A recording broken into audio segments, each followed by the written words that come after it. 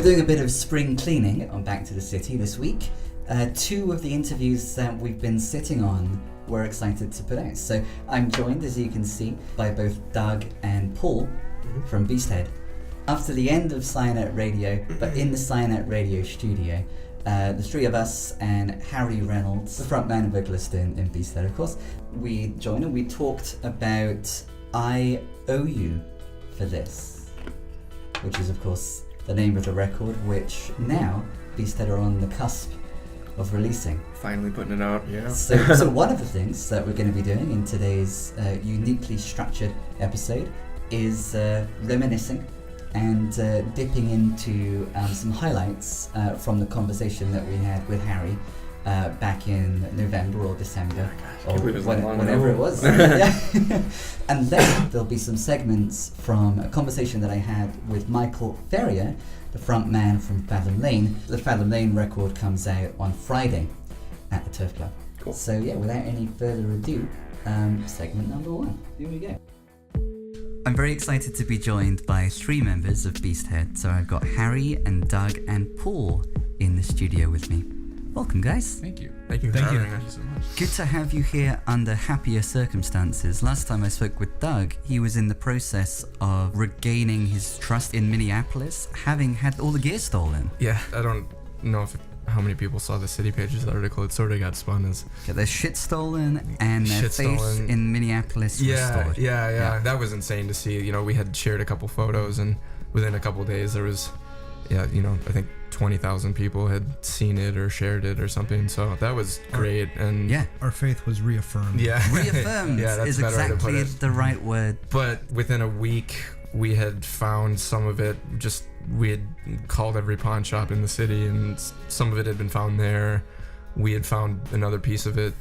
We did a sting in the McDonald's parking lot. Yeah. Yes. We found another piece of it on Craigslist and did the sting where we brought a cop, and he came and got it for us. And exciting stuff. So within a week we had half of it back. This at home. Yeah. Tried at McDonald's. Yeah. Within a week we had half of it back though, and unfortunately the other half was easily the most expensive. So within that same week we'd also had like a benefit show set up. Yep. And it was the day after that City Pages piece came out. Yeah. So the community really came together for you. I think even the idea of having that benefit show was suggested to you, if I remember correctly, by the community, and no sooner had you put the post up that all kinds of people were trying to help you get the gear back. I was talking with Matt from Solid Gold, and he was like, when this happened to us, we threw a benefit show. You should try to do that. It was a really great benefit show. I enjoyed it. Great. Ghost Meat performed with you. Was it Warbanger, which is on this new record that you're releasing? Yeah, it's always great to do that with him. It really kind of I prefer it. It just makes it different. That's, I think, my favorite new song of yours. It's great, and I look forward to really delving into that one. So we're going to delve into each one of them. Okay, cool. There's a reason, though, why I began by highlighting the stolen instruments and gear. There's quite a different sound, I think, to the new EP. Let's compare it, for example, with the opening track on Tallest Trees, Top of the Mountain. I mean, at that stage, you have the different roles in the band set up. Doug, you're already doing like synth and percussion. Right. But it sounds more guitar-y, more traditionally guitar-y, I think. It's got the guitar riff, very prominent, kind of sets a tone at the beginning.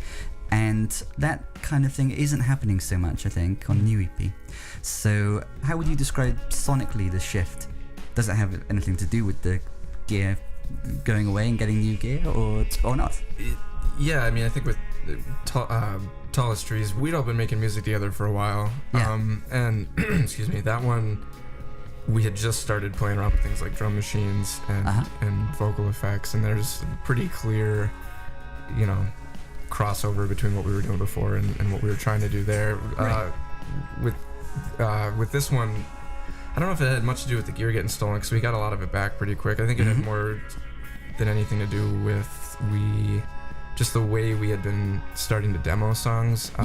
We started working with, demoing into softwares instead of cell phone recordings. Yeah, I think a lot of it had to do with getting better at using the computer, I guess. And we kind of upgraded our drum machine between the end of the last one and now. Yeah. And Which drum machine are you using now?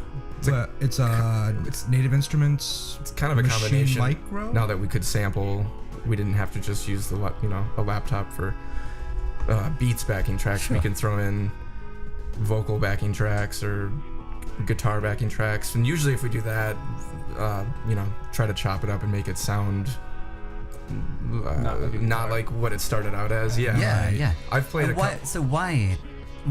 It sounds great. I love the new EP, but why is it important for it to not sound how it originally sounded? Like conceptually, is that important for the band? I don't know. When we're all playing together and like experimenting with different things, there'll be like an ear perk moment. Someone will just look up and point like That's interesting. That's really cool. We try to build on those and find as many of those moments as we can.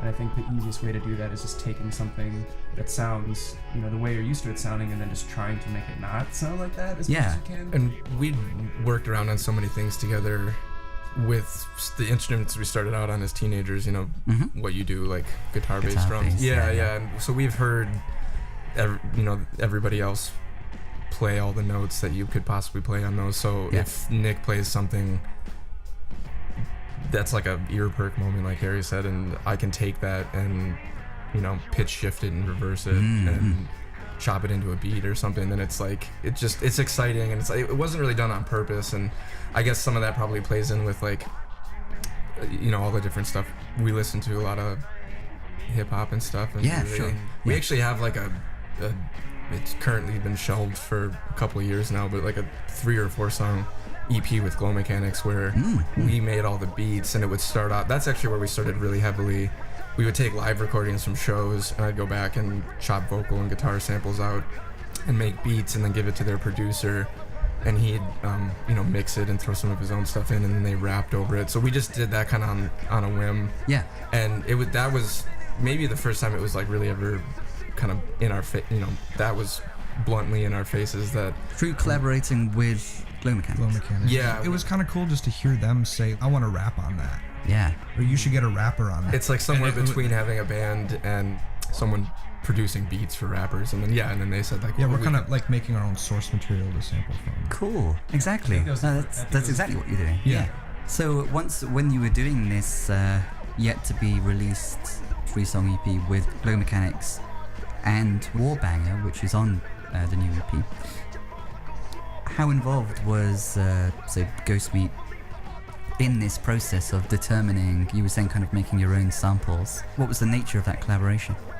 That song was kind of its own, it was finished basically, and we were kind of, beating our heads against the wall trying to figure out. Beating your beast heads. Yeah, exactly. Yeah, it just wasn't. Beating our head against the wall. Yeah, it just, there's something, we were like, this isn't there yet, and then Josh or Ghost Meat came over one day, and we were like, you should rap on this, and he just like first time through, I don't know if he had anything written. I think he freestyled a lot of it. Yeah, I think the first time was just him just going. We were like, you come in here, and then we were like, that's what was missing. And it was cool because like the idea of him, like Harry has like verses in the song, and then like the chorus, I guess, is just kind of that low drone part, and like I don't know, I almost didn't think he would want to rap on that part, but then once he like tried it, like I thought he would like, maybe take over one of Harry's verses or something. Yeah. But like the fact that he kind of flipped it and like how would you describe I think that made it like that. It was a really good idea. Super cool. Me too. Yeah, it's my favorite song.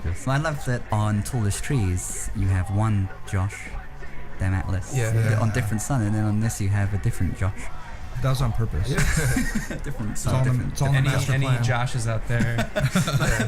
For the third. Got good raps.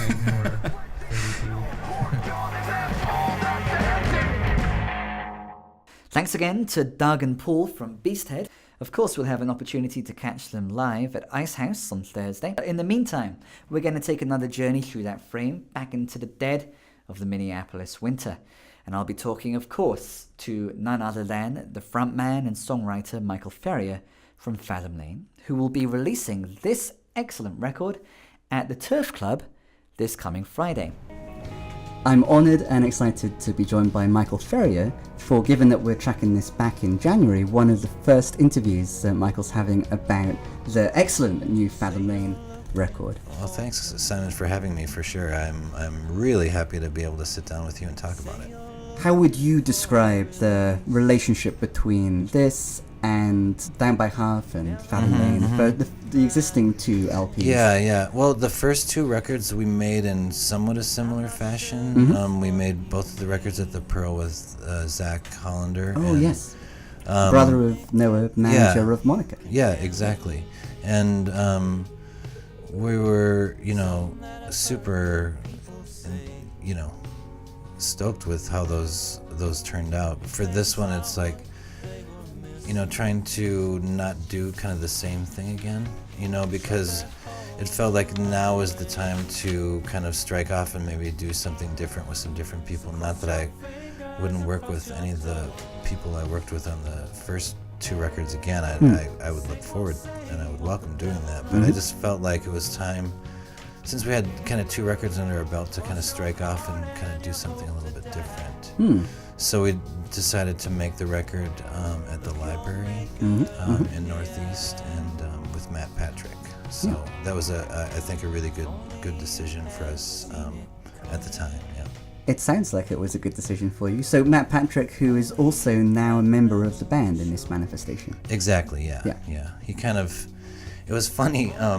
Ben Glaros is the guitarist for the band, kind of going into the record, and did some of the initial tracking for the record when we laid down some of the basic tracks. And it's funny, I overheard Matt Patrick telling somebody, yeah, I worked on so-and-so's record, and they came in, and of course I ended up playing a ton of guitar on the record, and because that always happens for any record I make here, or something like that. And I was like, well, that's not going to happen in this case. We've got Ben Glaros. Yeah, we've got Ben. And then suddenly, we ended up having the opportunity to work with Matt, not just as a producer, but also with him in the guitar role as well. Multi-instrumentalist, really. Is it him that's responsible for the timpani, for example? Yeah, absolutely. Yeah. We'll come to that song eventually, but the timpani is one of a long list of instruments that he's playing on that particular. Yeah. We kind of pulled out a lot of different sounds for this record. That was a lot of fun. So you were saying that you wanted it to sound different in some way to the first 2. And last time that we had a chat, on air at least, which was on the very first episode of Back to the City, back when it was at Cyanide Radio. Right. You talked about, first of all, the transition from Electropolis, which was a previous kind of fusion. Electronic jazz fusion freak out band. Yeah, to Fathom Lane. And you were saying that some of the stuff that went on in that transition is there was a focus on simplicity. Yes, that's one of the attributes that you highlighted that absolutely, that separated Fathom Lane. Yeah. You said that you wanted to make a nighttime record, and you referenced like Kind of Blue. You said there are certain records that when you put them on, there's a certain vibe. You know what you're going to get. You'll listen to both sides. I know that you were listening to and inspired by Morning Phase by Beck when you were working on this third record. Are we now at the... is there a morning feel? Is there a morning phase to this? Is this the morning phase? I don't know. I almost think of Fathom Lane as kind of that kind of nighttime vibe band. Right. It's like it's kind of become our personality as a band, and that's kind of in the adult themes that we kind of work with. I think it's like music for grown-ups, and not self-consciously or anything, but just like talking about relationships on kind of an equal footing. I think we kind of remain kind of a late-night band, in that way. The references to morning, to the sun and the moon. At different times in this record, I feel like there's a nighttime feel or a day feel. I think was that a conscious thing? It really wasn't conscious, but I did read through some of the lyrics recently, and I thought that there was kind of a vibe of transformation in kind of overall, and hope. And even talking about false hope at times, and the false hopes that we can follow and kind of fool ourselves with, and I think those themes come across, and so I do think that this band or this record feels like a record from a more lived-in band. You know what I mean? It's like I feel like each of the members of the band contributed a lot to the overall sound of the record, because we did play these songs live a little bit more before we committed the final mixes to before we committed to the final mixes, we had played these live, and they really did transform over the years that we spent making the record. So transformation is not just the theme in the record, it turns out, but the record is a record of transformation. It kind of is, yes. Yeah. It begins like Down by Half with a Tom Petty song. And the Tom Petty song in this case is... It almost didn't happen because of that. Because it was... Because you had done it before. Yeah. It almost didn't happen. But it just kind of had to happen. Okay. Yeah. Why did it have to happen? Why does that particular Tom Petty song... How does it does set the tone, I think, but... I think it stakes out some sonic territory for the record. I think it goes from the absolute quietest aspect on the double chorus at the end goes down to just the guitar and vocal. Yeah. But the record starts off with a really full band kind of growling away a little bit. Yeah. So it kind of gives an idea to the listener of what we're going to do. We used the Tom Petty song as kind of a demo, Okay. in some ways. For like the new Fathom Lane. Yeah. We used it, like not as a song that I started. Once I learned the song, I almost forgot it. I forgot the original. Once I taught myself how to play it on acoustic guitar. Yes.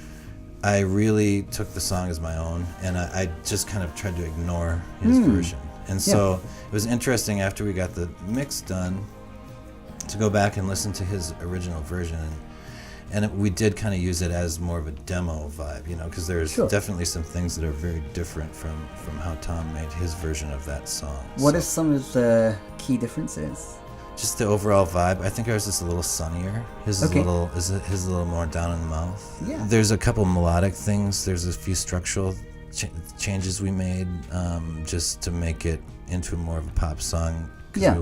We actually, the song ended up being about 45 seconds shorter because we even chopped out some of our own version to make it punchier, to make it move along a little bit more quickly. So it has a sunny feel because it's a pop song, and because you want to announce this is a pop record to some extent. Yeah, but it's not really though. It's like Why else might there be the sunniness? I know that a beach in California was important for you in the process of coming to write this record. Yeah. Are there other reasons besides just wanting to set kind of a pop vibe? Yeah, it did have that kind of opening, kind of good morning, kind of a feel to it. And so it kind of gravitated towards the front. And I just resisted it for the entire process of making the record, of putting it at the front, because we had let off our first record with the Tom Petty song. I'm like, we can't do it twice. Can't do it twice, but it's such a different song, and it's such a different approach and it just wouldn't. I would have had to shoehorn it in to a different spot on the record, I feel like. And so we kind of like empty the bag, I feel like, on the first song. It's kind of psychedelic at times. It has some kind of studio. We have Jingle Bells like the Beach Boys on it. We just kind of threw a lot of stuff at this song to make a really kind of orchestrated pop song to open it up. It even has a lyric about California. Absolutely. Did that strike you as significant? It's one of the things I fell in love with about the song, is because it just spoke to me, because California is, I'm Minnesota through and through, but California has a big, deep spot in my heart, especially like the Big Sur and Monterey area, and that area I've spent a lot of time in, and actually was sitting on a beach, a Silomar beach, when I was kind of in a really, again, a transitional spot in my life. I was getting a divorce and just kind of in a really weird headspace with music, and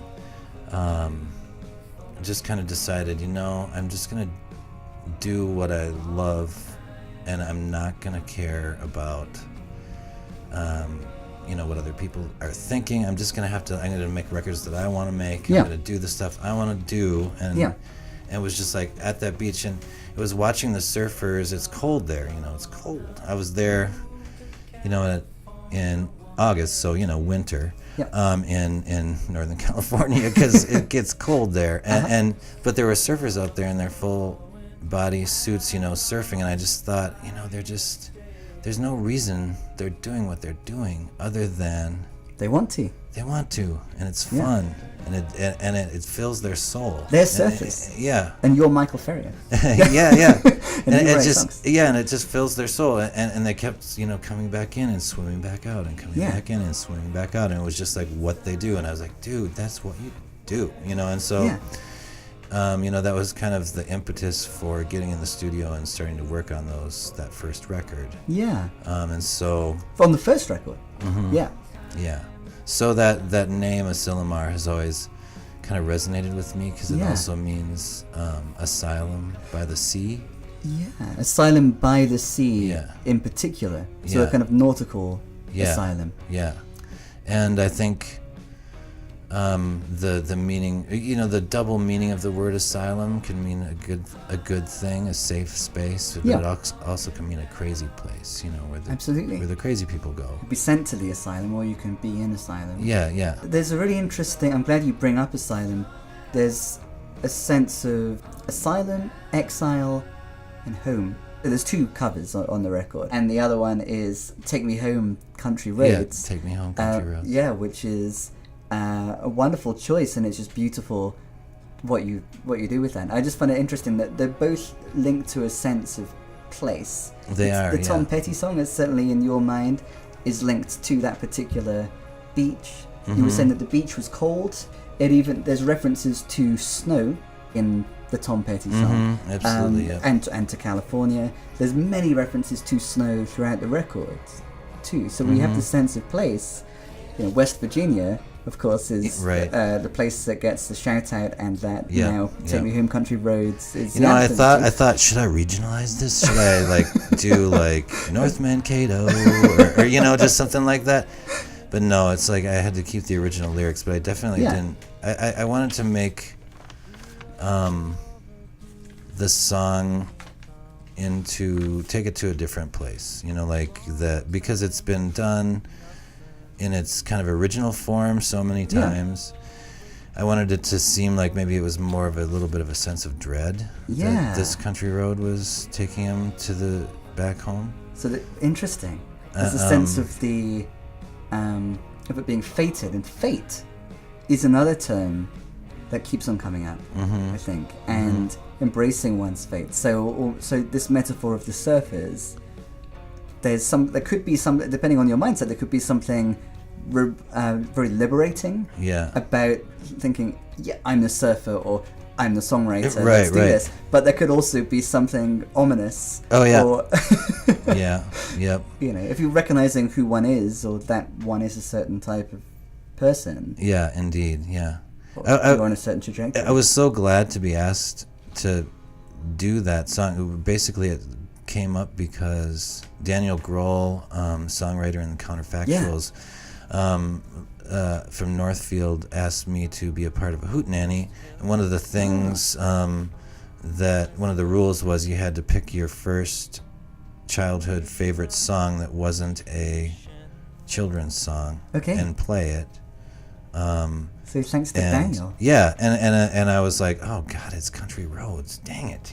Could I come up with let's pretend it's She's Leaving Home? That's too sunny. You were perhaps thinking. Yeah, I was just thinking, it's just uncool, John Denver's not cool, and, I think he's cool, but, not everybody Depends thinks... how many Muppets he's hanging out with. Yeah, the Muppet quotient is high with John Denver, but But I thought, no, I'm going to cop to it, because he actually, John Denver, say what you will, he also turned me on to the Beatles, and he turned me on to James Taylor, and he turned me on to a lot of great things because of the awesome covers he would do on his records, of like Let It Be and Junk by the Paul McCartney tune. His version of Junk is amazing. Yeah.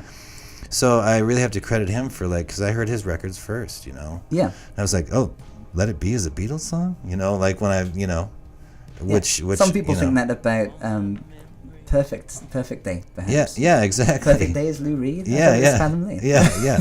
So yeah, I just I have to give it up to John Denver in that way, and so I really tried to get inside the song in a different way and make it more like the narrator was having a hard time going to where he wanted to go. He knew he needed to go there, but he was having a really hard time getting down that road. So. Interesting.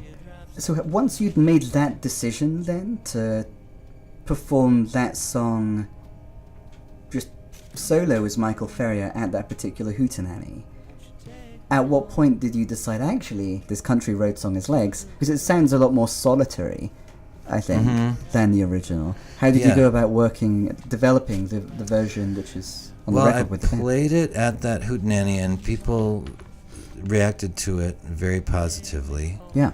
And Chris Koza even said, he was at the same hootenanny, and he said, oh man, I think you might have something there. And so I was like, So it was always kind of in the back of my mind, I thought, no, I don't, I don't know if it's, should go on the record or whatever. But we originally did when we started tracking, we did a version of Forest Fire, the Lloyd Cole song.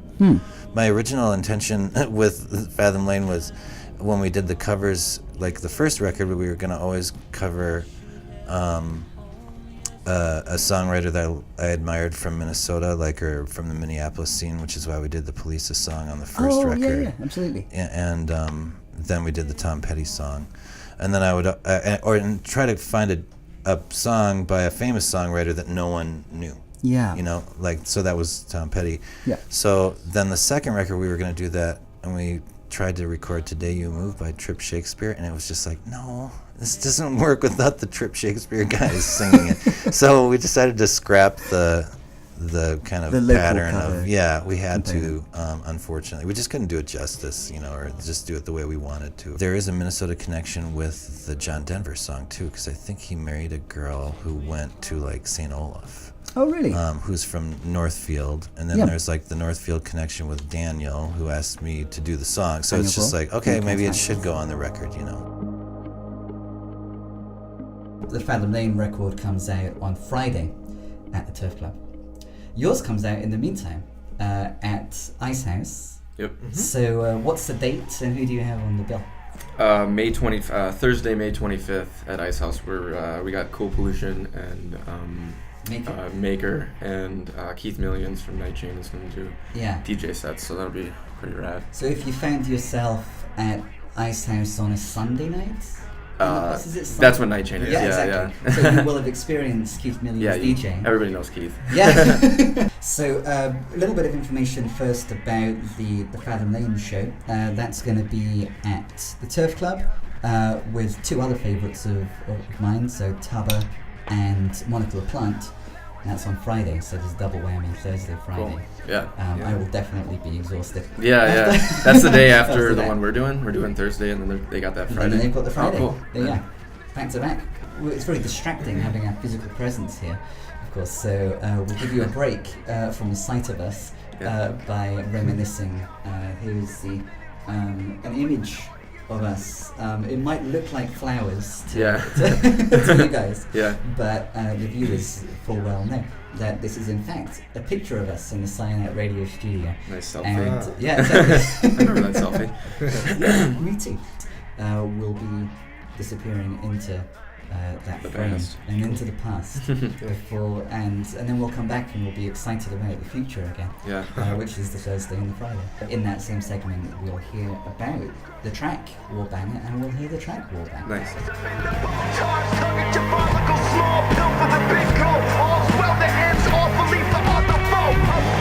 Policy. One, so you one sheet and the prospects not promising. Flip the rags on and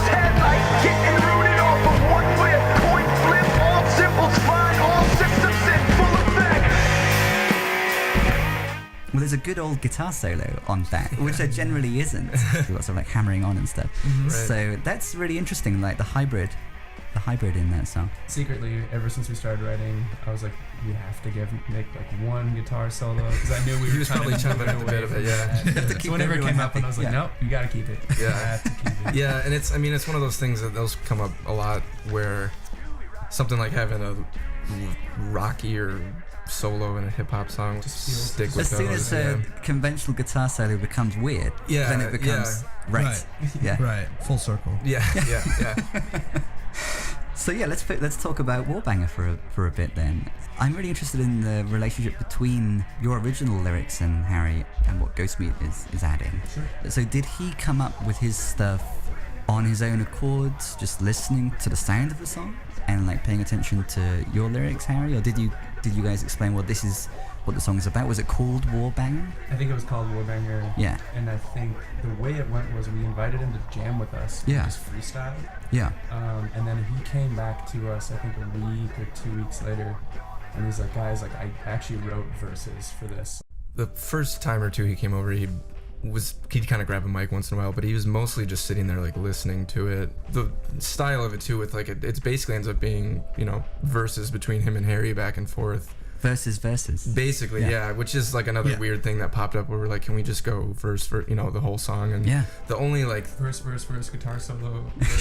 yeah, and I mean the only time that anything really raps together, the two vocalists really rap together, is at the end. They have sort of like a chanting chorus thing that Harry repeats underneath him, so that's sort of like we end on a chorus, I guess. And they both fall into place there. One of the Ghostmeat lyrics is to do with the stream of consciousness devoid of content, which is, you know, he shrugs his shoulders and you ask him what it means, but it's not devoid of content, is it? Yeah, him and Bev from Glow Mechanics I still, you know, we met him a few years ago, and I still profess to people that they're like, I think like the smartest lyricists. I think so too. In the city. They have like really dense. They're only, you know, 2 or 3 minute songs, but they have like really dense.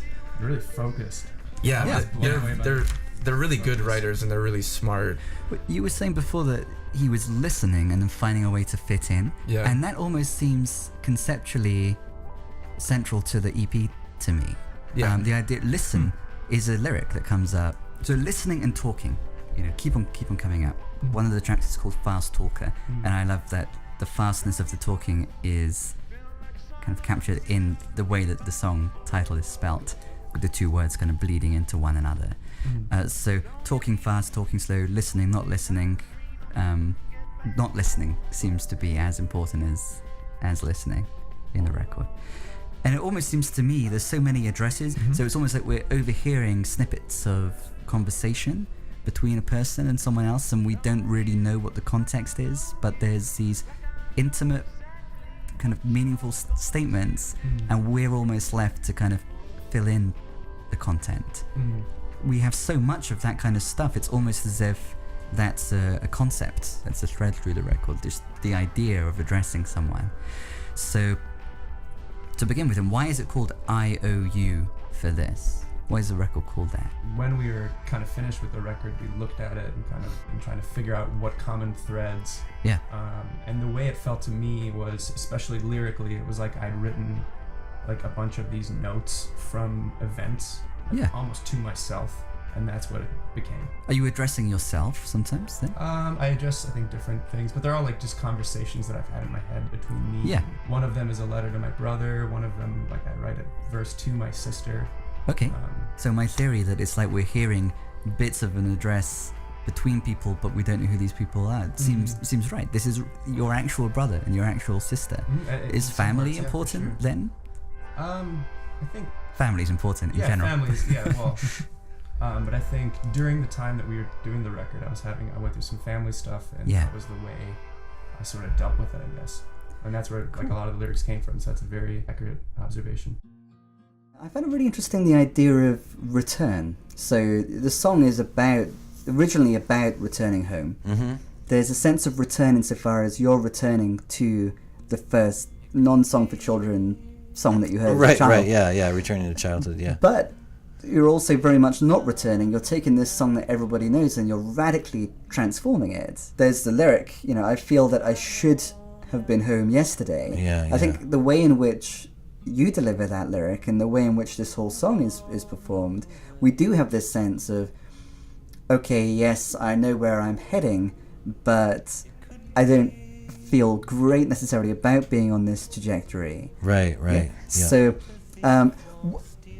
so I suppose I'm kind of transitioning to thinking a bit more abstractly about the idea of home, about the idea of exile, about the idea of asylum. Were you consciously thinking about those concepts when you were making the record? I probably was on a lot of different levels. Because that's just been what's happening to me over the last few years, is making new homes and moving forward and transitioning to new things. It's been it's been a huge period of upheaval, for the band, really, in a lot of ways, personnel wise. I think we've got several new players in the band, and a lot of us are in different places in our lives than we were when we made the first record. We've battled a lot of demons over the last few years, and I think that comes out in the music, and there's been a lot of joy in the last few years, and that comes out in the music. But it's definitely feels like a time of kind of rapid growth, and rapid change. When I think of Tom Petty, one of the things I think of is resilience, not backing down, for example. I think there is a certain kind of quiet but very real resilience to you and to the band. The manner in which this Petty-esque resilience comes through in that song is very nuanced. Absolutely. You talked about hope, and you talked about false hope, but there's also kind of hard-won hope. There's the kind of hope that's work too. So you just decide, I'm gonna hope, I'm gonna stay hopeful. And the hope that you've worked for this sense of hope, and that one can take a certain kind of pride in having, almost against the odds, or certainly despite a lot of slings and arrows having been thrown at one remains kind of doggedly hopeful. Still here. As we focus on the original songs now, I think we'll notice lots of lyrics that kind of pick up on that ethos. Are there any songs or lyrics that come to your mind when I'm kind of talking about this particular style of hope? Well, it's like hope with, for me, it's like hope with a dash of cynicism on the side. Right. It's like I just know that nothing is ever as simple as it seems, or as easy as you think it's going to be. So I guess I always, when someone tries to sell me hope, I just am always very, very skeptical. So I guess I'd rather people don't be super skeptical of me. So I'm trying to be kind of that hope with a dash of realism, Right. Yeah. Are there any moments when that realism kind of pokes through the most for you? Well, I think the closing of the record is pretty, It Could Be is definitely a song about just the human tendency to disappoint ourselves and each other, and absolutely. It's trying to hang on to relationships, you really have to kind of come to terms with disappointment, in yourself, and not being a better partner in other people for, the things that people do to disappoint us, but I just think that, there's a certain point where you have to say, despite all that, love prevails. When we sat down and looked at it after the fact, we had all these songs written, and they all kind of came out of this period. It was, maybe 6 months about 6 months, where most of us had been partying a lot. Right. And that's a good. Yeah, just a lot of to spend some time doing. Yeah, just a lot of late nights, and we made a lot of friends. I think that's captured in Sleep, in the song Sleep. That song I wrote about the first time Doug took me to a party with people other than people I went to college with. Okay. It was people in the scene, and they later became, you know, really good friends. And it's about that first time going there and just being like, you know, Doug, you know everyone here, I don't know anyone here, and I was just kind of awkward about the whole thing and just didn't, you know, it was a very strange feeling. So I guess that's what those are. And that lyric works its way in. You know everybody that's here, don't you? The bass line is great. It's very kind of driven by the bass line, I think, in the first verse. And then the being at the party and the feeling you don't know anyone, so you're kind of not fully there, that is captured, I think, sonically in what we might call the chorus, the thing that happens after the verse. Sure, yeah, At least we have this sense of it being like a very active party. Yeah, so what's the relationship between the idea of a crowded party and specifically how that sounds? How did you I don't know if there's a direct, like... Yeah. But you come up with a good point, how like it kind of goes from like the transition to the verse to the chorus, where it gets a lot more like heavier and kind of muddier and messier a little bit. Yes. That really does relate to that kind of, you know, here and not here kind of thing. Yes. Where like there's almost a downtime and then I think we wrote that. Things kind of going crazy. Doug and I had kind of, we had a perk up moment. We were just kind of jamming on it for a while, and then gradually everyone kind of came in and put their 2 cents in, and from there we kind of built the rest of the tune. Yeah. I think a lot of times with that too, like we're pretty like not laser focused on like an end game with a lot of songs. I think a lot of people sit down and they like know exactly what they want. Like the way we write, like it takes forever because, you know, a lot of times with bands, like 1 or 2 people will come in with everything done and this is what everyone else is supposed to do, and we'll start with like a seed of an idea, but we need at least a handful of times before everything's finished to be in the room with everyone at the same time, writing at the same time, and that, you know, weeks can go by where nothing gets done doing that. But in terms of like writing the instrumentation and like Harry figuring out what the lyrics will ultimately be for the vibe, we're not like laser focused on an end goal, but it just kind of gets there. You let things percolate through. Yeah, exactly. Sure. Yeah, it's messy, but so like sit around and get stale for a while. Yeah. Then reheat it in the microwave. Give it a bit of a stir. And very warm at the moment is, for example, the video to Sticker on Your Brain. We've just warmed this up ready for the release, but you won the chance to make this video. That was a minute ago now. Like the Humans Win guys do their yearly demo contest, and the prizes are usually studio time. The 1 year we won, part of it was they had a friend, Joe McMahon, who's a video guy, and they said, like, you know, you pick your favorite this year and we'll do like a whole video for whoever you pick. So that must have been 2 years ago now. So we've been sitting on it for a while. Let's see what the journey through that video reveals about the song. I'll quickly give a little bit of narrative if you know what happens. So we've got various characters. We've got a long-haired woman in a skirt, and she's called long-haired woman in a skirt for the purposes of this. So she's walking down the street, and she walks past dark-haired woman in pants who has a bag. The bag seems important, so the dark-haired woman in pants, once she can't be seen, she's following. The idea of following is going to be a recurring theme very soon. As soon as the long-haired woman has gone round the corner, the dark-haired woman gets around the corner and stays still. Bearded man, enter bearded man, and he walks past. Eventually he gives a kind of nod to, we're going to call him furrow-browed reading man, and and by this point the original woman, the long-haired woman, has turned around and is going up the stairs, which is like where she begins. So there's all these people, they seem to be watching each other, aware of each other, giving each other cues. You can't tell who's in league with whom, and this seems to fit a little bit with what you were ruminating about earlier regarding different connections that you've made, like who to trust. And then there's one final character, let's call him long-haired bespectacled man, and he is given something by the long-haired woman. Every action seems very significant. She grabs onto her bag at the beginning, she grabs onto, it seems to some abandoned clothes on the floor, very important for some reason. By the end of the video we have both the furrow-browed man who was reading and the dark-haired woman in the pants following the original woman along a bridge. Again, it looks like he's suspiciously kind of comes up behind the dark-haired woman as well initially. Can't tell whether he's like spying on her or what. But then she makes a getaway, courtesy of the long-haired bespectacled man.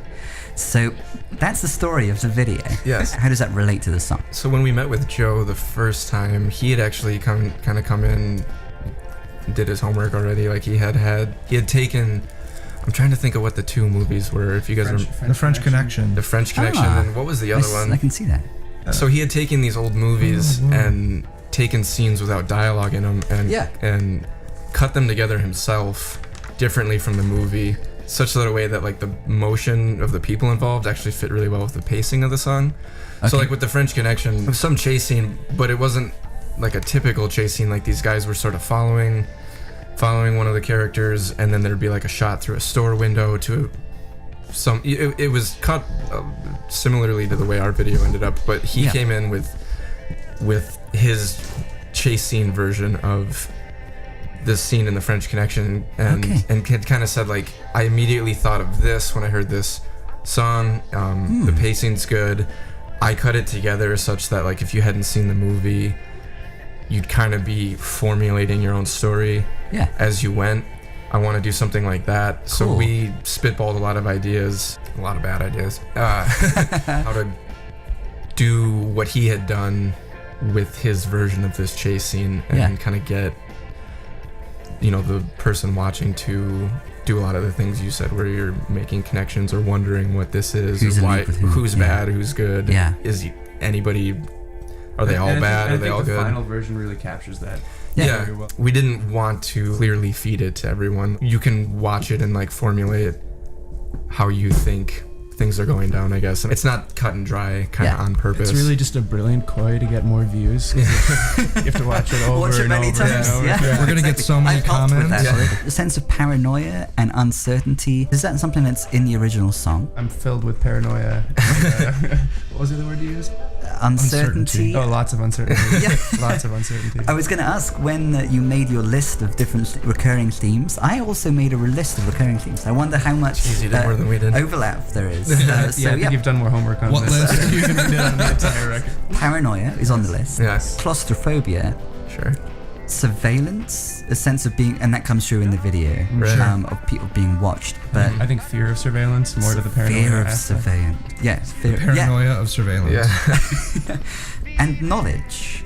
Knowing things about oneself, knowing things about others. The word knowledge comes up. There's no knowledge.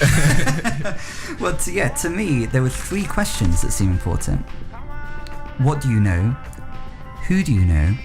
And what do you know about whom? Those three questions seem to relate to the EP as a whole. Fast Talker begins, know you, I don't know you. I don't need to know you. I don't need to know who I'm talking to. Yeah.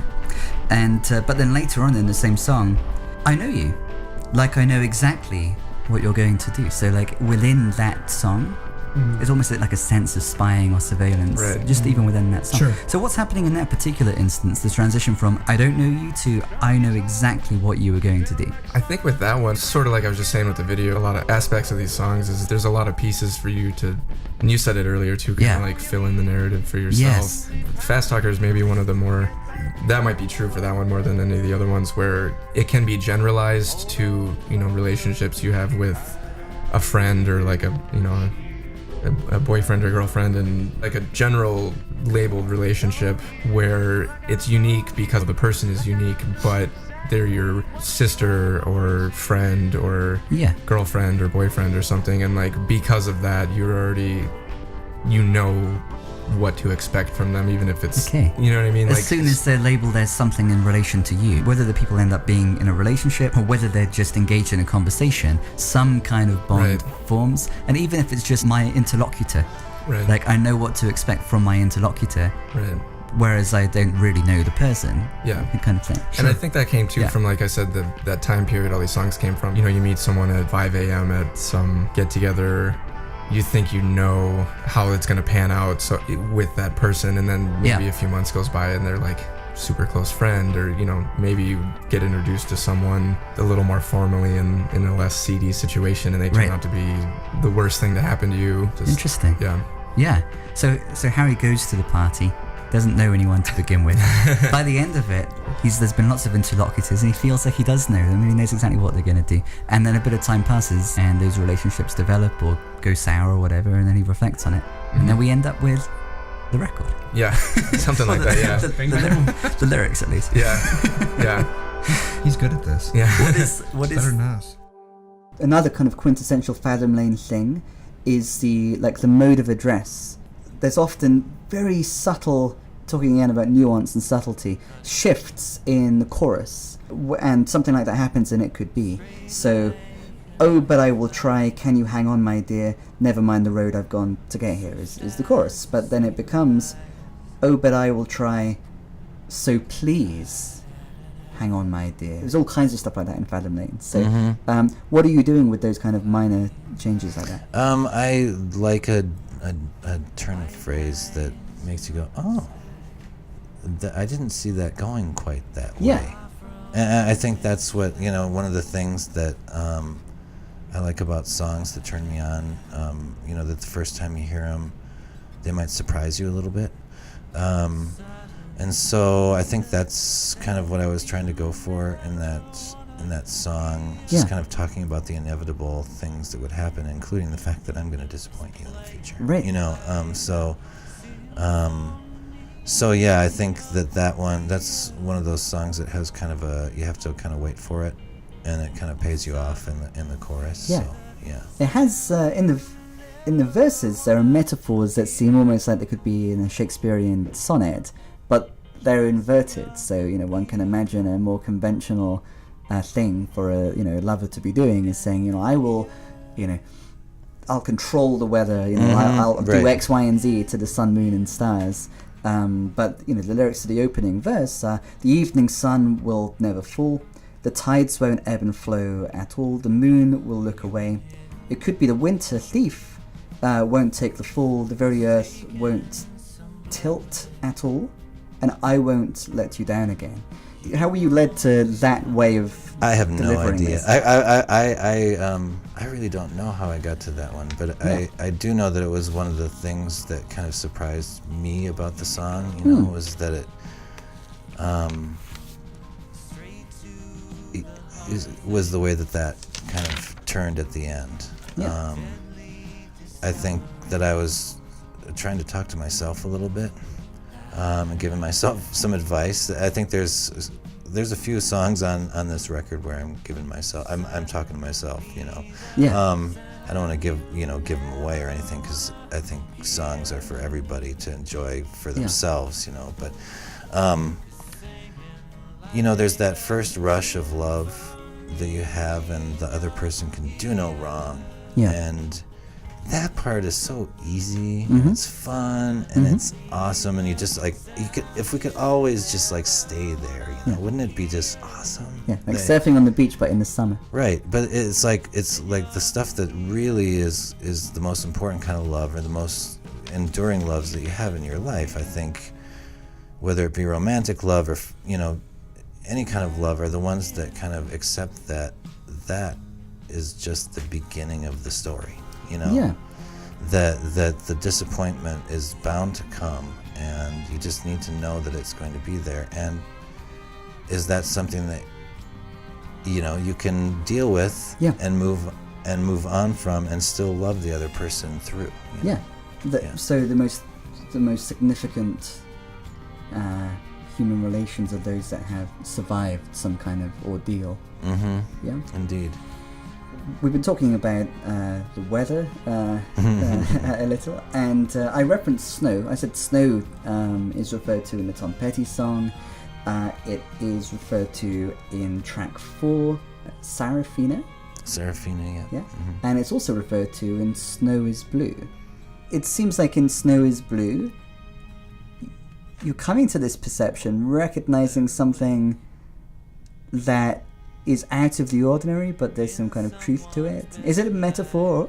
Snow is blue? Yes. Oh boy. What's it mean to say that snow is blue? Snow is blue. Well, you can't paint snow without blue. And I think that's where that comes from. You can't.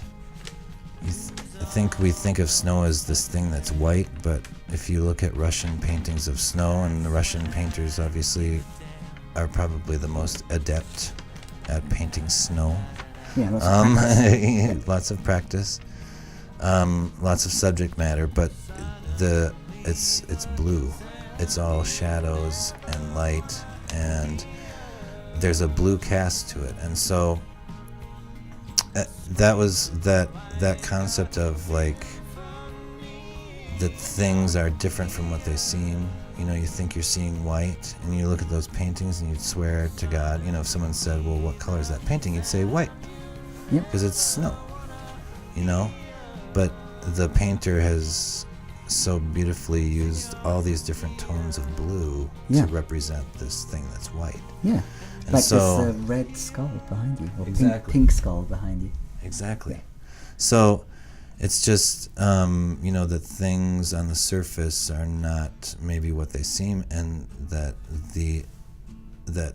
once you dive deeper, it's much more complex than what it looks like on the surface. So it's a song that catches the narrator or you in the act of such a perception of recognizing something new. I love the chorus. There's a lot at stake, a little.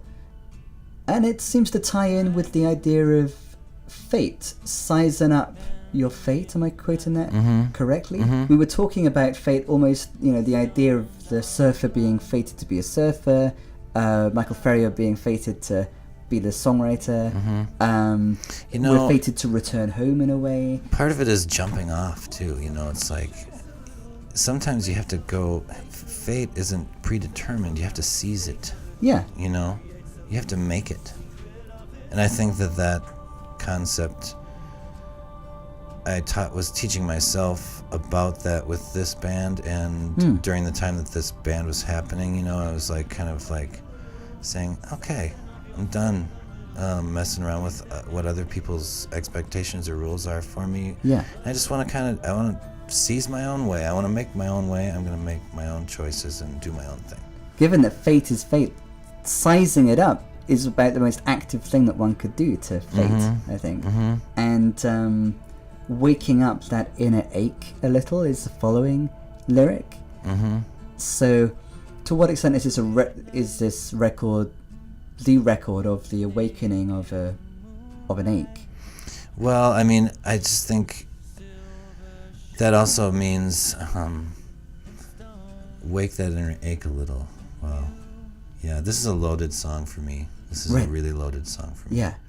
So I can't even really talk about what it really means. Yeah, I think, but abstractly, the idea of pain. Yes. Like working through pain to become oneself, knowing it's there. Yeah. Knowing it's there. Fathom Lane works through pain to become the Fathom Lane that it is. Yeah, I think it's like this song is about it's about a lot of different things, but again, sizing up your fate and risks that you make when you make decisions about things where are all in kind of the soup there, you know. And you know, but then it's also, I have to say, it's a love song, you know. So it's not just all that other stuff. Like, bottom line, it's like it boils down to it's a love song, definitely. Yeah, love never leave is how the chorus actually ends.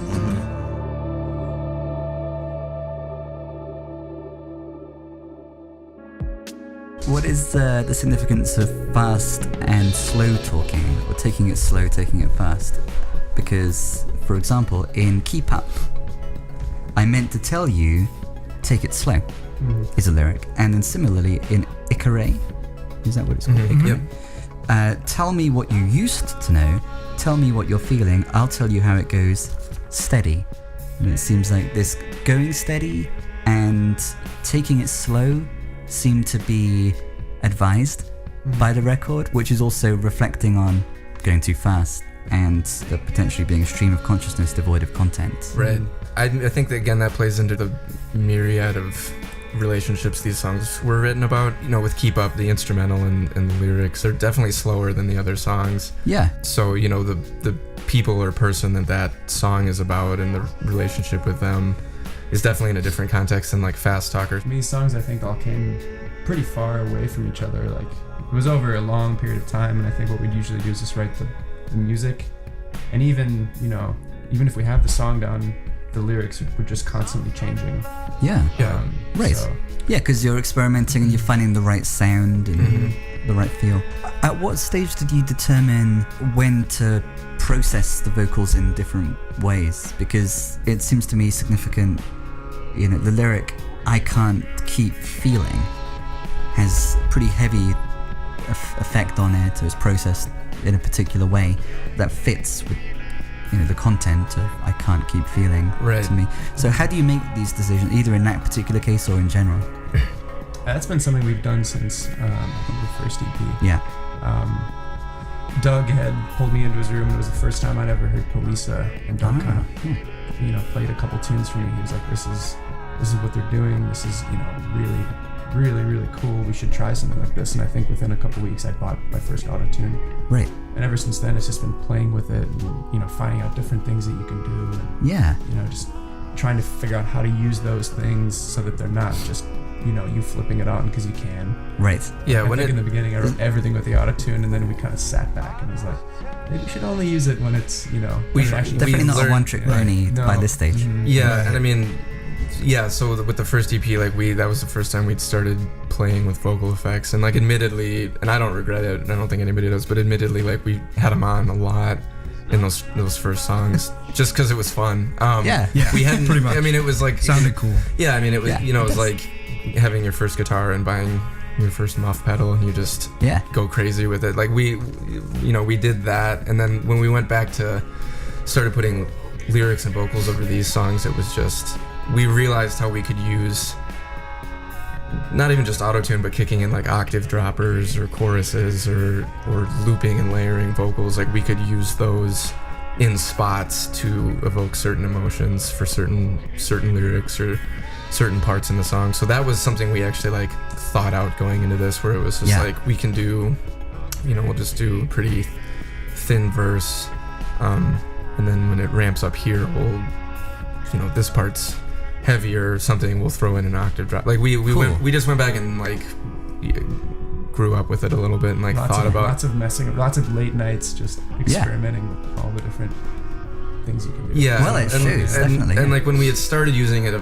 several years ago before the first EP, and while we were doing the first EP, we kind of bought a simple setup, and he said, Police had kind of been getting a lot of attention for it, and as we grew and figured out how better to use things like that, we started to find other influences with people using vocal effects in certain ways, and that realm of music sort of bloomed for us a little bit, and that helped, that played into you don't have to go crazy with it or whatever, you can use it the same way you would kick on a guitar pedal or bass pedal or something. Is there a particular song where the journey that we go on, just in terms of what effects are on the vocals or what you're doing with the pre-existing vocal, where you think it works especially well? So any particular song on this EP where you think, that's exactly the right journey, and could you describe that journey? I think probably Sleep would be the one for me, because it starts off really thin. Yeah. And on a lot of these I didn't use any effects at all. Similarly, the chorus to Icare seems to be a place where the vocal is quite heavily processed. So much so that, as I was trying to do my lyrical analysis, I couldn't work out what the lyrics were because they're more heavily processed.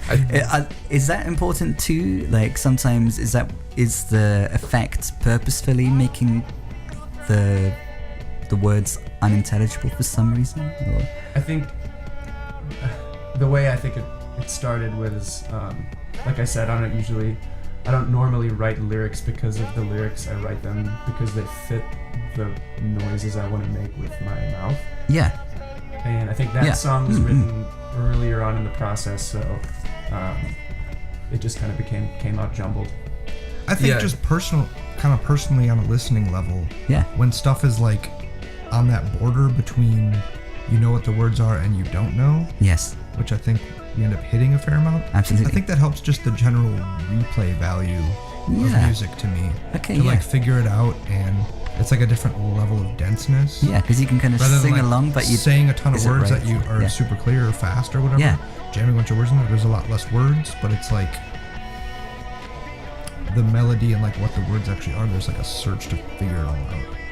I mean, I know we've gotten flack for it, and a lot of other people that use vocal effects do too, where sometimes you just can't clearly pull out what they're saying, but you do have like an idea, and a lot of times you're not far off, but you just fill in those for yourself anyway. Yeah. And I mean, that's been happening for a long time. Like I remember,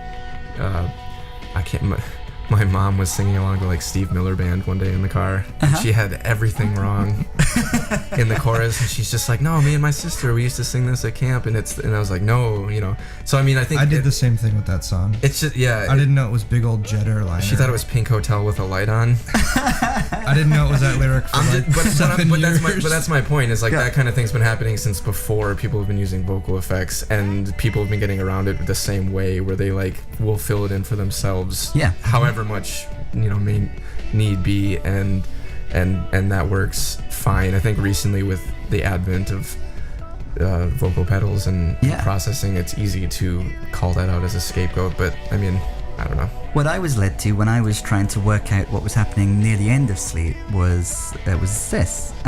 What you see and what you do tells me what it's like to hear. What I do makes me like me and you like you. Yeah, that's right, isn't it? Yeah. What sounds you, right. Yes. So look at what I make for you in Ikare, and what I do makes me like me and you like you. What is the significance of making and doing in those sentences in these songs? They're easy words to make a sentence out of. Yeah. But the idea of making oneself through doing something, and obviously one of the main things that you do is make this music. Right. So is the making the music particularly significant in terms of defining who you are? With Ikare, like that song was kind of for his brother after some things had happened, and we had made that for him. We had made that song for him. I think you succeed at having a hope that is not like a laughable hope. That's not someone can't overhear this and think, thank goodness, because that just gets old. Which is great because we need hope. Yeah, Certainly, more so than ever, we need hope. Yeah. And but it needs to be more so than ever. It needs to be real. Yeah, absolutely. We're quoting Sarafina. So there's a musical called Sarafina, which turned into a movie with Whoopi Goldberg. Oh, really? Yeah. It's made by a South African playwright. I'm gathering that that's not what the inspiration is. But that's about resilience and resistance in interesting ways. But, so where does the term Sarafina actually come from? It rhymes with the old lyrics that used to be there. It was just better than the original. Yeah, basically this song is like comes from probably the early 90s. Part of it comes from the early 90s, and then part of it comes from was written very recently.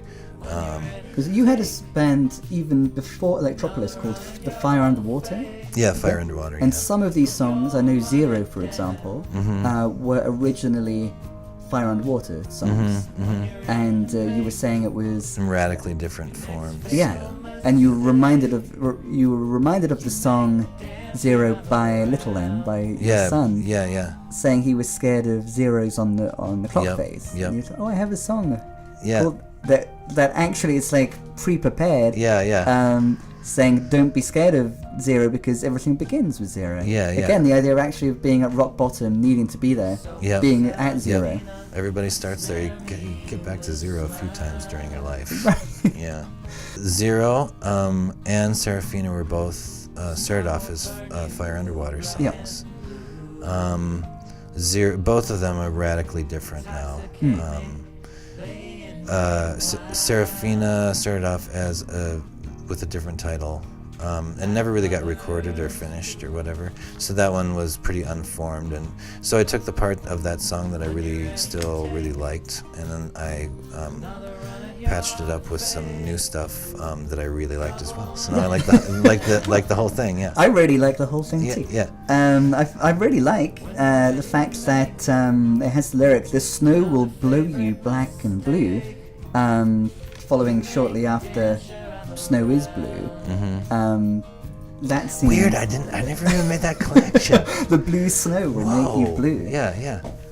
Wow. And, so this is why you do this. I never realized that. So the combination of activity and passivity, of being active, forging one's way, becoming what one is or could be, and then recognizing the constraints and working with them. It's not going to be easy. Yeah. No. And it seems like Serafina is a song that addressing someone else from this position of having acquired some hard-won wisdom, having a sense of like how to make the journey from 0 to 1. Right. Like yeah. So this is talking about tapping into kind of a lover's wisdom, I think. Yeah. Specifically in lover's wisdom. Yeah, I think. Is that the type of wisdom that you're most interested in, at least as a songwriter? Well, I'm not sure about that, but for sure, in the perspective of this song, it's very much the verses were the part that I kept from before. Yeah. And that's very much the part that is kind of talking about the lover as the kind of the teacher of life. Yeah. Educate me in your way a while, like poets do. Right. So I was quoting Shakespeare and Shakespearean sonnets. The poet is educator about love, and you become a kind of nuanced poet educator about love, turning things on their head a little, recognizing the blue in what could seem to be white snow before. Right. Another one of these Fathom Lane-esque shifts from verse to verse. We have the poets who educate, but then in the second verse, we have lovers who intoxicate. Yeah.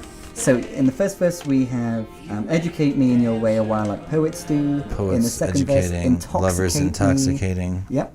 And then it's just a bacchanal. But then finally, there's a reconciliation is what dreamers do. So in the third verse, let your heart and soul be reconciled like dreamers do. Dreaming and reconciliation seem to be, and the promise, the tentative promise of reconciliation seem to be important. There's another lyric in 0, I think, about the dreams that when one closes one's eyes. What's that lyric? It's the poems you write. Yeah, poems you write on the backs of your eyelids, shut tight. Yeah. So that like the child as dreamer, as lover, as poet. Each of these things kind of seem kind of. I think there's kind of a dreamlike quality to the music. Yeah. And I'm really fascinated with dreams, and like in all their different forms, like how you talk about dreams, like in a wakeful state, like my dream that my dream to become a physiologist or whatever, but then also like the dreams that we have when we're asleep. And I think that we have less control over, but they perhaps have some control over us. Absolutely, yeah. Freudian, and they also reveal, Freudian, a lot about us in a way that perhaps the dreams that we own as our conscious aspirations, perhaps they don't reveal. Absolutely. So we've got a little bit of autobiographical story to do with 0, insofar as I was saying 0 was this old song that you had. Little M announces his fear of 0, and then you're kind of quoting your old song with the idea of 0 being the beginning. Everything begins with 0.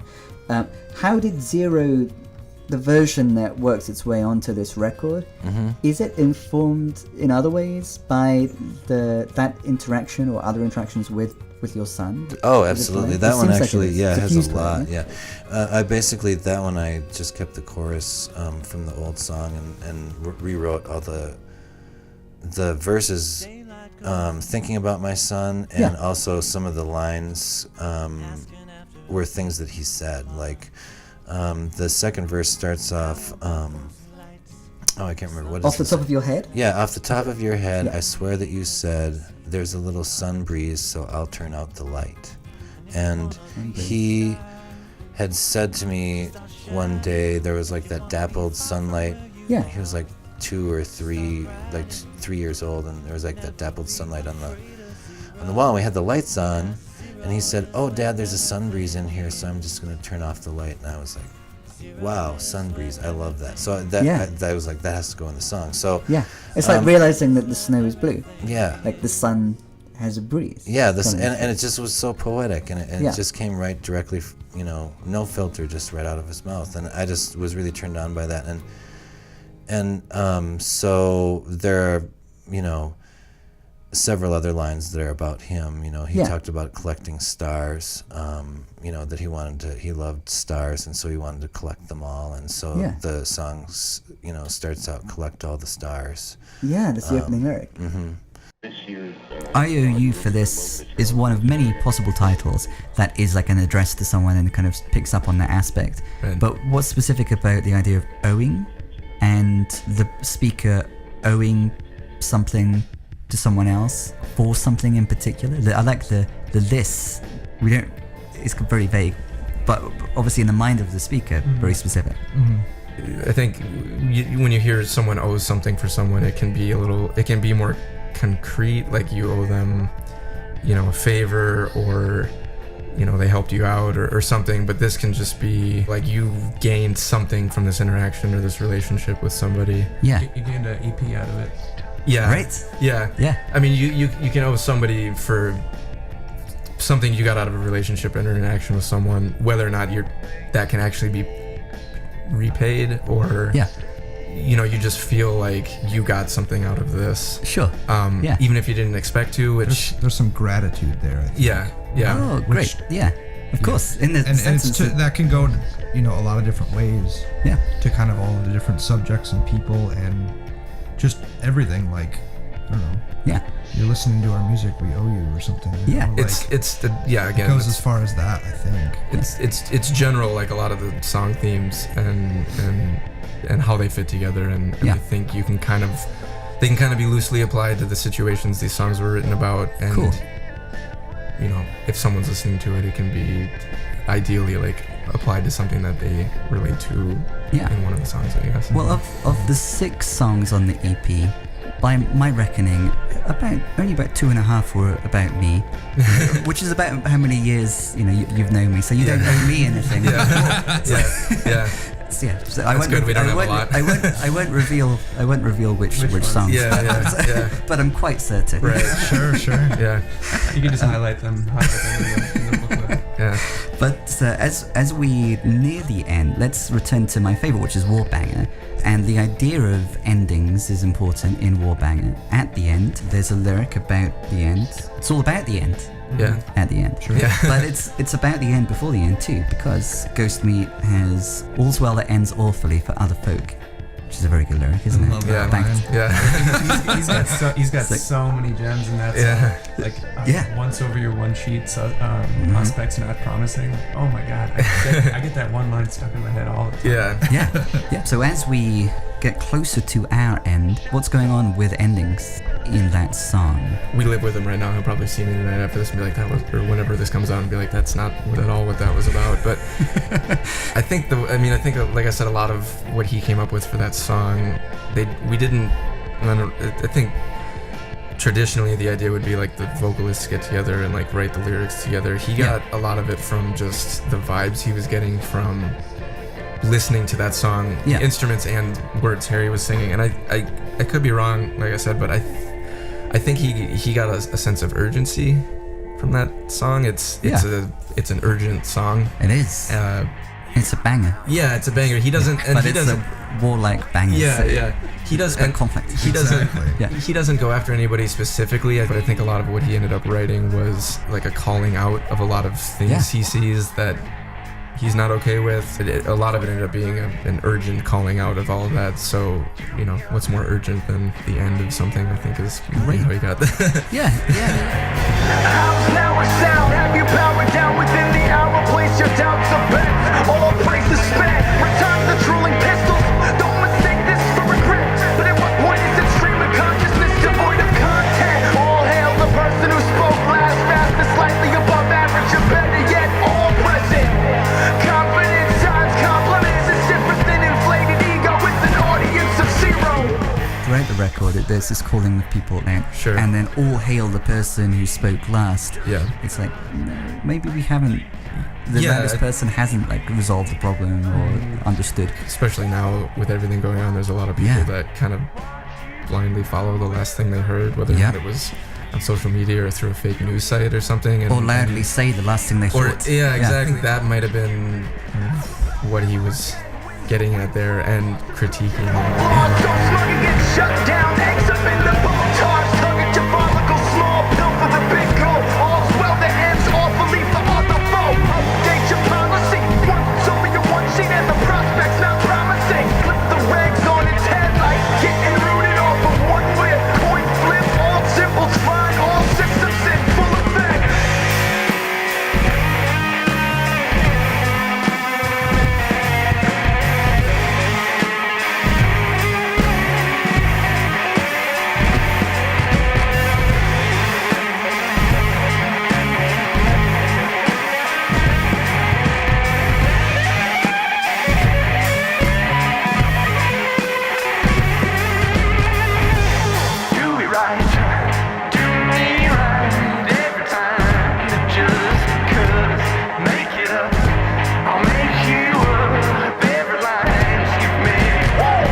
Seems a very timely song. Yeah. I mean, it was written a while ago, but it's now seems the right time for it to be coming out. Oddly enough. Sure, yeah. Stay woke. Yeah.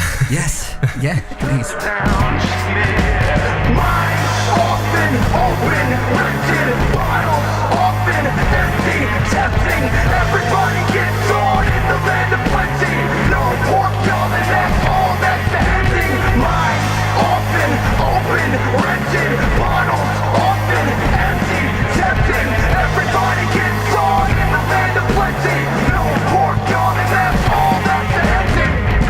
Let's zoom in on a couple of songs where the production is quite spectacular, I think.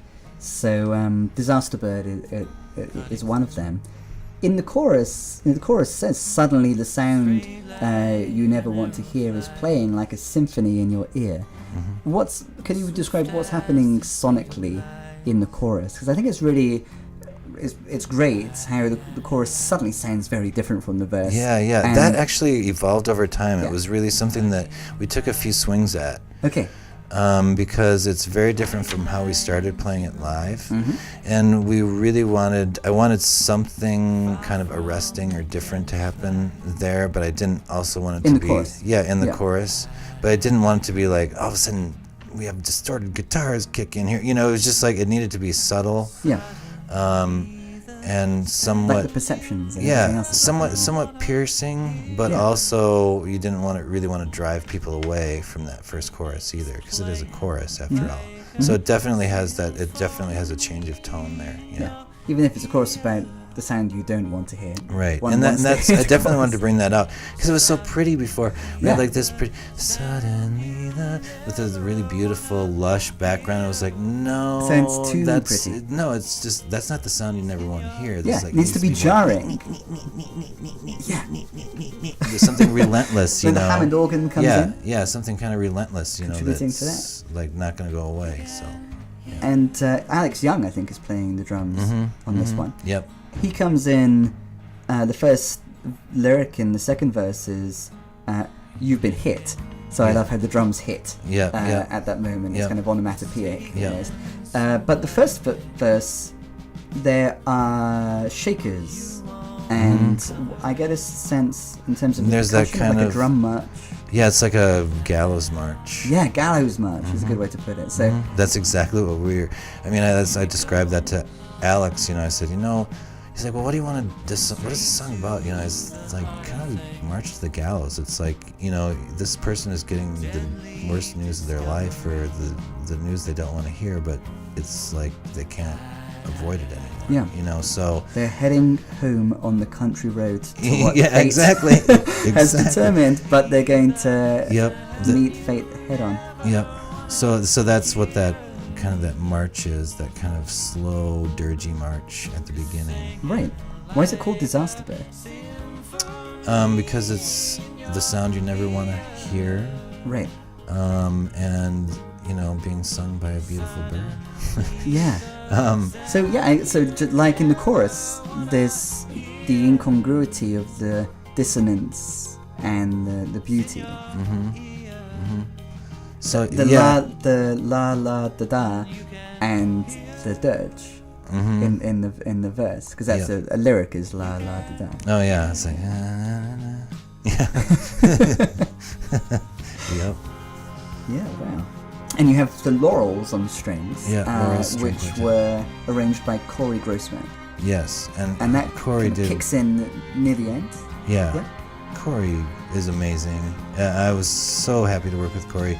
Basically, he and I both love Nick Drake probably equally. And so I knew I wanted to, as soon as we talked about that, because he was like, you know, what are you thinking for what you want for the strings on this record? Do you want me to write it? You're gonna give me charts and I'm gonna adapt them? What's going on? And I said, well, are you familiar with Nick Drake? And he just like went for Snow is Blue, on my many notes just there, one of them is strings. So on the strings that come in, I think on Blinding and Reminding, I've written strings, Nick Drake. Yeah, and that's actually Mellotron. That's the Mellotron. Yeah. Okay. Yep. But for the real strings, though, Corey did all the arrangements. And I just, as soon as all I had to do was say that to him, and I was like, okay, dude, you run with it. So he ran with all the arrangements, and I mean, we made a few little changes here and there. Yeah.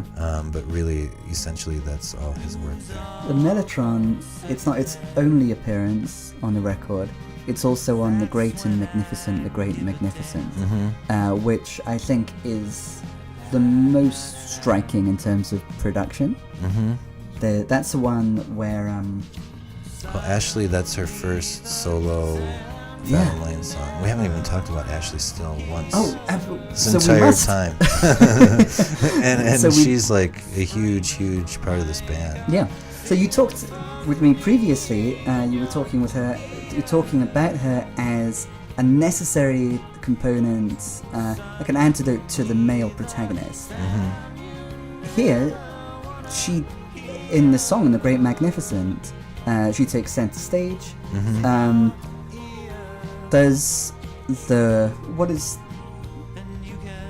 What's the nature of the contribution of Ashley to this record? Well, I guess I was gonna sing this one. Yeah. It just didn't seem right. It seemed like it needed to be coming from her perspective, the female perspective. Okay. And so I was overjoyed when she was able to sing it the way she sang it. You know, she's a very special singer. She is. She has insane pipes. I mean, she could blow us all away if she wanted. But she chooses to let the song be the guide and not be about ego. Yeah. And I think that's a really important aspect to the singing in the band, is it's not an ego-driven exercise with the singing. It's more about the songs and about inviting people in. Yeah. And so I think she really nails the vibe of this song. It's very vulnerable. Yes. It's very fragile. Yes. It's not always super beautiful, but it's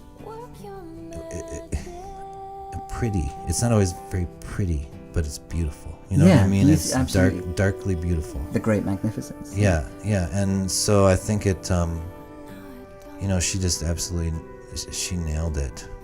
Absolutely. And there's a quality of the vocal delivery that you're describing, which I think a lot of this can of course be said of your vocal delivery too, that matches with the kind of human address that we've been focusing on, the manner of address that's occurring, which involves fragility. You told me before that your first introduction to Ashley was a video that you came across of her performing in her house, but she moved everything out the house, and there was something. Can you remind us of what the song was and what it was about the song? There was something about the delivery of the song that made you think, this is who I need to have in the band. Yeah, it was, she was moving out of her place, and she did this Facebook post like, well, I moved all my stuff out, and the place is totally empty, but it had this great echo, so I thought I would... so I just did this version of The Spy Who Loved Me, Carly Simon. Yeah. And it's really raw. You can hear, like, planes going overhead. You know, it's like you can hear the sound of the room. Yeah. But her voice is just so vulnerable and beautiful and inviting. Yeah. And again, not ego-driven. You know, it was more about delivering the song and the feeling that she was having, that emptiness that was conveyed. Yeah.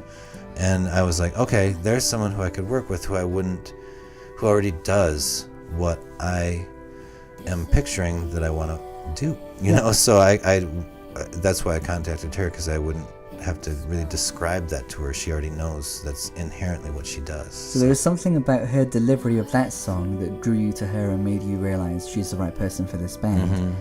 What was it that, in particular about this song, The Great Magnificent, that made you realize just her delivery? You said there's a feminine quality.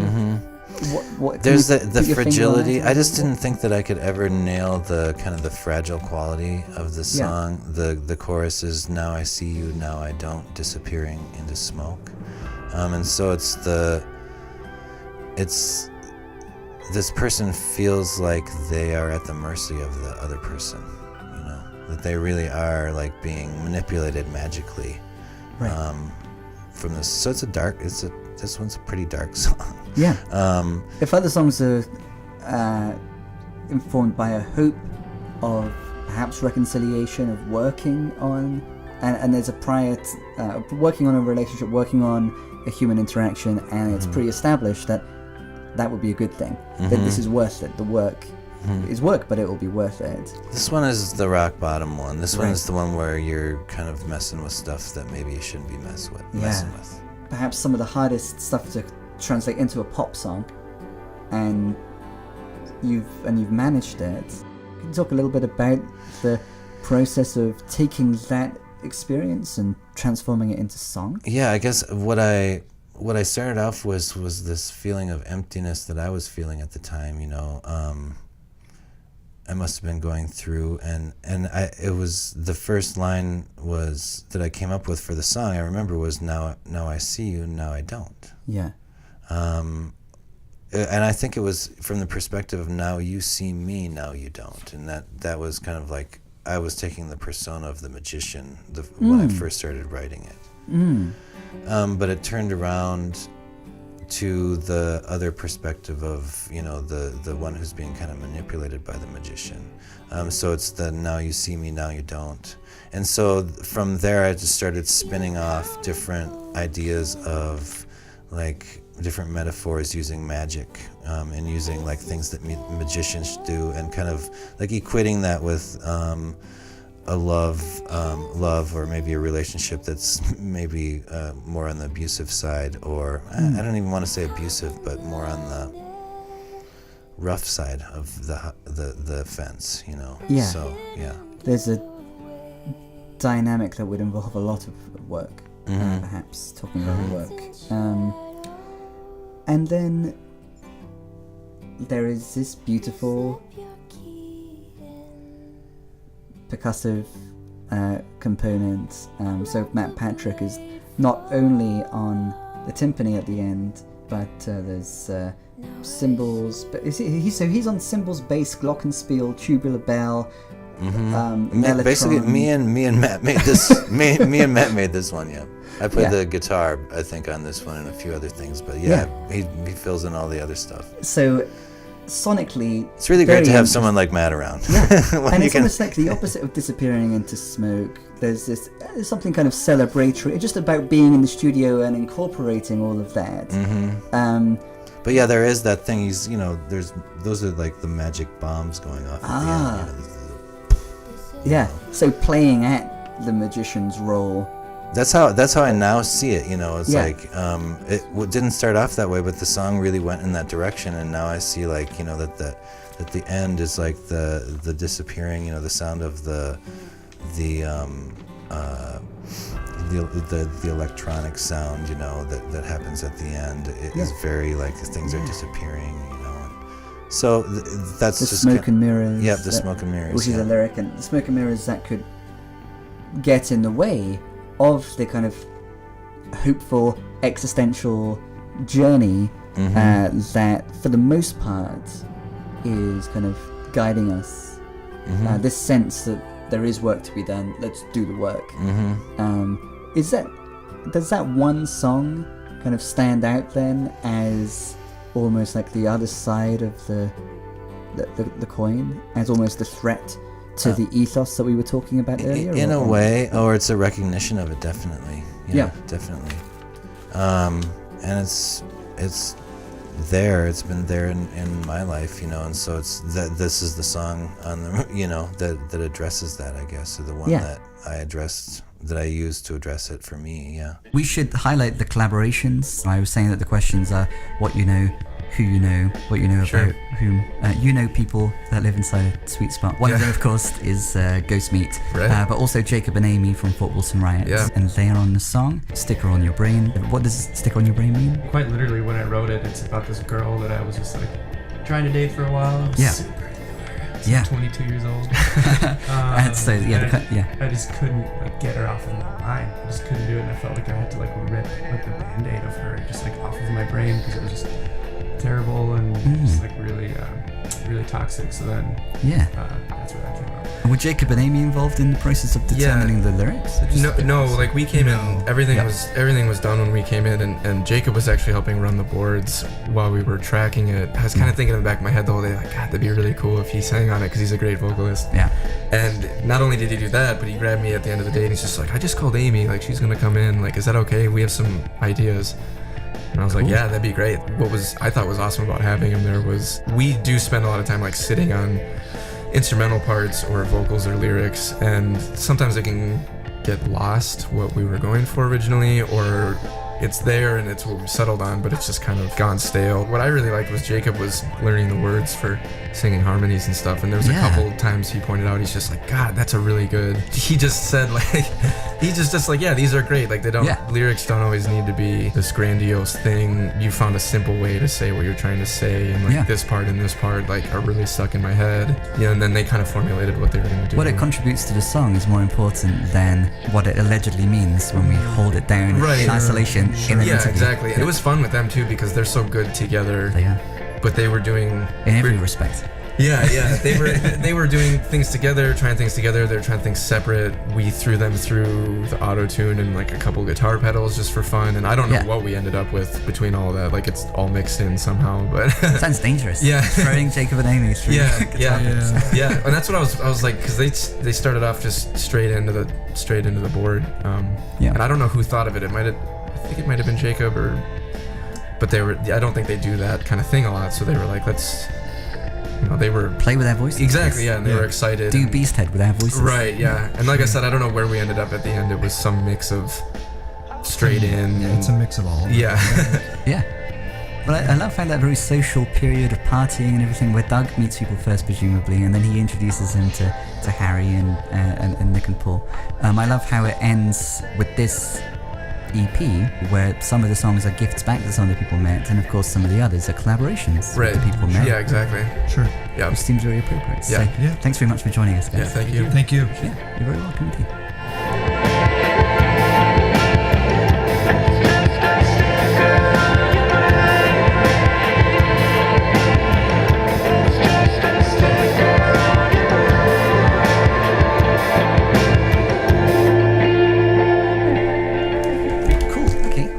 Sit on that, and then we'll heat it up in the microwave. Yeah. songs left to go. We've been taught we're talking about nuance in the record and sense of balance. I was talking about an oscillation between a sense of being at home, a yearning to return home, but then a sense of exile or asylum. And there's also, this comes through in the idea of heaviness and lightness. There's a lightness, a sunniness, a poppiness to the opening track, which sets the right tone, but then the penultimate track, track 9, is heavy, and there's definitely we're dealing with heavy subjects. Like our conversation has been heavy. So what is the role of this song, Heavy, which I think you premiered last time you were on Back to the City. Really? Wow. In terms of a live performance. Wow. Live, like, recorded performance. Awesome. Of it, wow, that was very early on. I would love to hear that again. I should go back and listen to it again. Hear them on Mixcloud.com. Yeah. Nice. This song is really, to me, this song is about sex. Ah, yeah, interesting. The heavy, my breast on your breast, like lyrics like that, make it evidently say your lips drenched in red. It's the forbidden love song, the forbidden fruit song. Interesting. Yeah. And then even heavy, my song in your ear, heavy, my forbidden fruit song in your ear. So, and then it ends, heavy sings the darkness, sings the darkness, sings the darkness. So, there is a heaviness, a darkness to a lot of Fathom Main, but is that present in this particular song? If it's kind of here, one isn't being manipulated by the magician. One is part of the magic. This is a magical song too. Yeah. I mean, it's a celebratory song in some ways. The thing that I was thinking at the end, the darkness sings. In summertime, that heavy feeling that you get in the air when it's really sultry outside, and it's just nobody wants to move, and you can hardly breathe, and you walk outside and it feels heavy. But at night,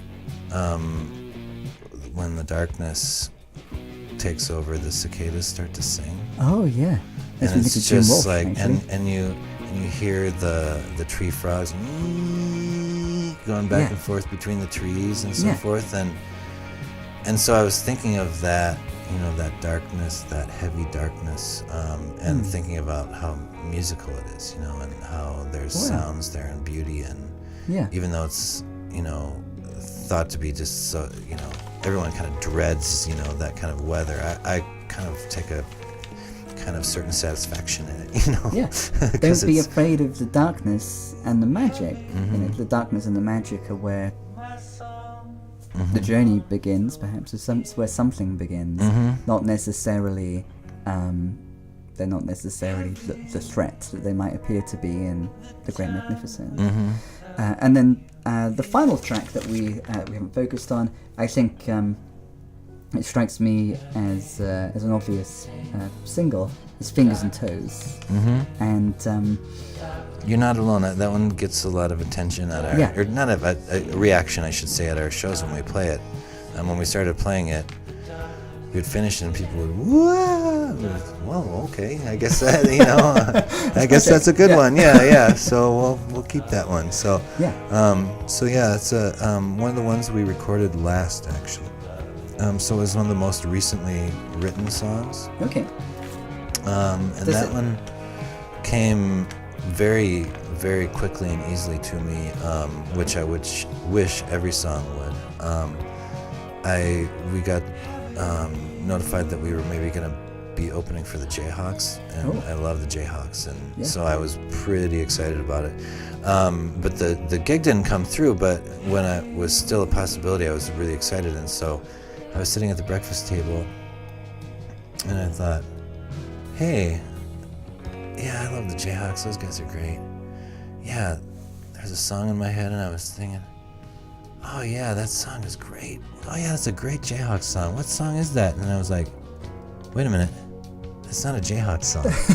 That's just a song, So it's like that has the quality to one could imagine it being a J-hop. Yeah. So I could hear, Gary Lewis singing it in my head, and so I immediately just ran and grabbed my guitar and started working on it. And the lyrics came very quickly to that one, and everything just came very, very fast. And I was tempted to make it more complicated by adding extra chords, but really it's just 2 or 3 chords, really straight ahead banger song, which we don't have that many of those. So it's kind of fun to have one that's kind of a simple straight ahead, kind of an accessible song. Yeah. Well, it's a kind of truism that the devil has all the best tunes, but the saint won't say what the sinner knows. Actually, it's the saint won't say what the devil knows. What the devil knows. The devil does. That does this tune is saying something, and it's interesting, kind of focusing on that near the end of this particular conversation, because we've been talking about dream, we've been talking about magic.